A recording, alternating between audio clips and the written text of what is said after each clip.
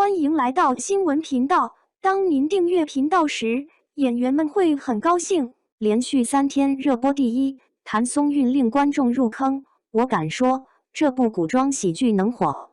在国剧史上，历史剧无疑是最多的一种类型。如果把这些剧做一个细分，那么又可以分为2种不同类型。一种是完全以历史为原型，在此基础上进行略微改编。其中比较著名的电视剧就有《雍正王朝》《康熙王朝》《汉武大帝》《大明王朝1566》。另外一种是通常有一定的时间背景，但改编程度较大，一定程度上也还原历史，比如天下粮仓、山河月明神话等等。不过，随着时间的推移，第2种又衍生出另外一种剧，它完全架空历史背景，讲述全新的故事。不卖关子了，它就是正在热播的《蜀锦人家》。《蜀锦人家》改编自庄庄的同名小说，是一部典型的古装剧。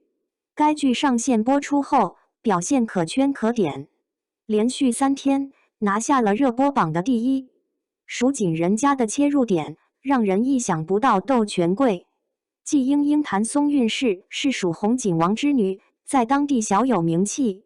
这天，大名鼎鼎的国舅爷找上门来，只见对方满身缠满了绷带，本来就够惨的。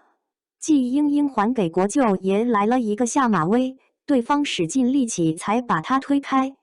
结果女主摔了一跤，要讹诈一下国舅爷。斗完国舅爷后，紧接着就是斗债主。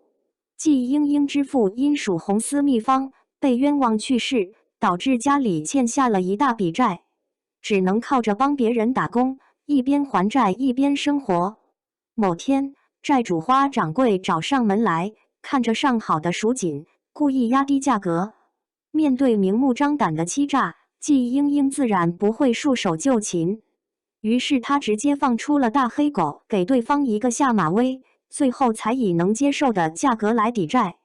不得不说，《蜀锦人家》一上来的2场好戏，就让人看得大呼过瘾。从故事方面来看，该剧的叙事节奏非常的快，而且充斥着喜剧的氛围。不过，整部剧的看点远不止于此。前8集看下来，整个故事应该分为3条故事线。一条是女主季莺莺为父洗除冤屈，一条是季莺莺如何利用自己的手艺让家族振兴，另一条是她和杨静兰的爱情戏。在我看来，这样的故事在轻喜剧的基调下，一点也不烧脑和难受。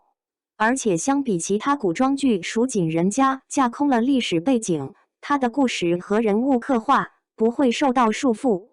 正因为如此，在剧中能够看到很多现代的元素。